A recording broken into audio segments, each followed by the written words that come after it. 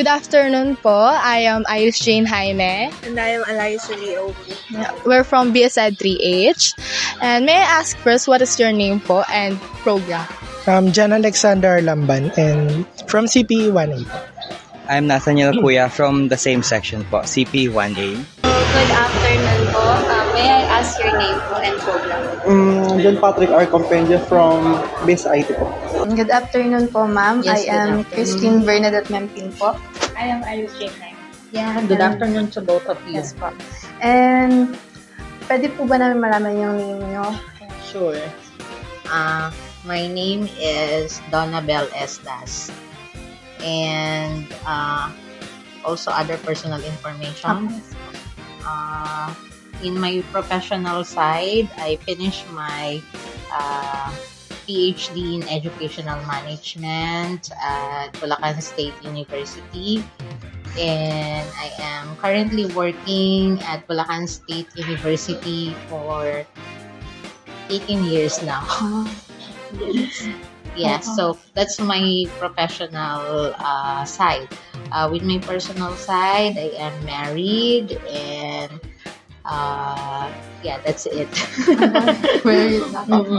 good afternoon po, sir. May we ask your name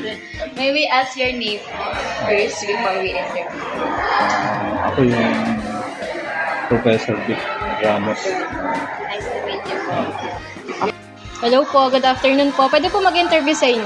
Opo, ano po? Okay po. Ako po si Joanna Santos and ako po si Trisha Monique Lenanta po. Opo. Okay po. Pwede po pa-state ng name nyo, tapos kung ano pong experience meron po kayo here sa university.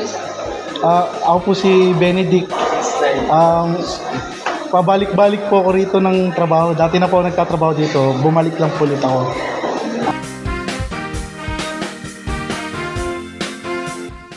So, yung question po namin is about ethics. Would you rather rely on religion or ethics? Actually, for me, it depends on the situation that's given. However, for most of the cases, religion is followed alongside ethics. So it's kind of a factor for both sides, actually. Same lang din naman po halos. Pero mas nagre-rely din po kasi minsan sa sa religion ng isang tao. Kapag, for example po napunta ng ibang bansa, iba-iba po kasi ang religion din. So, nakadepende na lang din po sa tao kung anong religion susundin. It's either ire-respeto na lang po yung religion ng iba or susundin yung religion.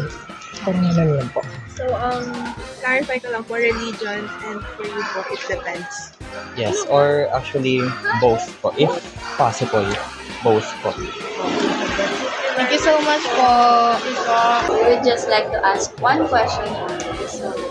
So our question po is, would you rather rely on religion or ethics? Mas pipiliin ko ang ethics since as a student po, may tinatake tayong subject na ethics. Ang pinag-aaralan natin doon kung ano yung tama at mali. And yung religion kasi is more on belief siya eh. So, yun po. Thank you so much. Thank you po. So our question po is, would you rather rely on religion or ethics? It's a difficult question actually since Philippines is known for being a religious Catholic country. But in the academe side, in the aspect of academe, I rather rely on ethics. Yes. And why? Oh, yeah.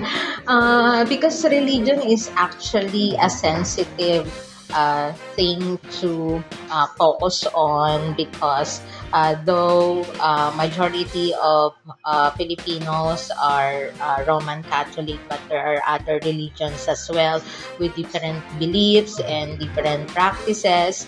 So moreover, I think in the aspect of ethics, it is more how to say that most of the Filipino, I'm talking not only for Filipinos but other nationalities, we can compromise easier when we consider the ethical aspects of life. That's all po, ma'am. Thank okay, you so thank much. I'd like to ask a question. So, our question po is, would you rather rely on religion or ethics po? Actually, ang religion naman natin based on ethics, di ba? Kahit ano pa man yung religion na kinabibilangan naman, meron tayong kanya-kanyang ethical standard. Kaya Iglesia ni Cristo, Katoliko ka. So yun yung laging nagiging batayan ng ating moral standard.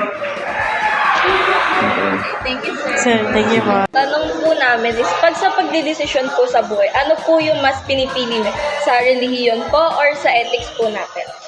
Para sa akin, mas better po yung sa religion kaysa sa ethics. Kasi po, ang ethics, may tama rin po sila. Halimbawa po yung batas na bawal pumatay. Kagaya ng sa batas po sa Pilipinas, bawal pumatay. Sa religion, may ganun din naman po na utos, bawal pumatay. Pero hindi lahat po ng bawal sa religion ay bawal sa ethics.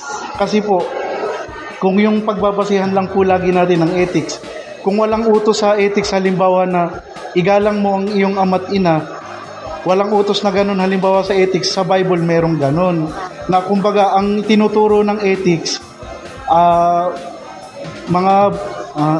tinuturo ng ethics, yung mga bagay na sa pagkakaintindi ko lang parang may mga basihan, may mga nakikita, may patunay, may ebidensya.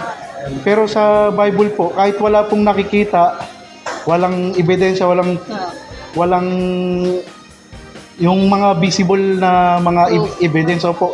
Kagaya po halimbawa, ang utos sa Bible, ibigin mo yung iyong kapwa. Yung pag-ibig, hindi mo nakikita yun, pero nararamdaman mo. So, ayun po yung mga bagay na meron sa religion na wala sa ethics. Kaya mas pinili ko yung religion kasi yung religion po, nagtuturo siya ng mga mabubuting bagay. Halimbawa po, na kumilala sa Diyos, which is sa ethics na di ko lang po alam kung may tinuturong about sa Diyos yung ethics. Pero sa Bible po, nagtuturo ng mga bagay na nag-i-exist na hindi natin nakikita. Kagaya ng mga, yung halimbawa, yung pag-iisip natin, naniniwala tayo na may sarili tayong pag-iisip, pero hindi natin nakikita yung pag-iisip natin.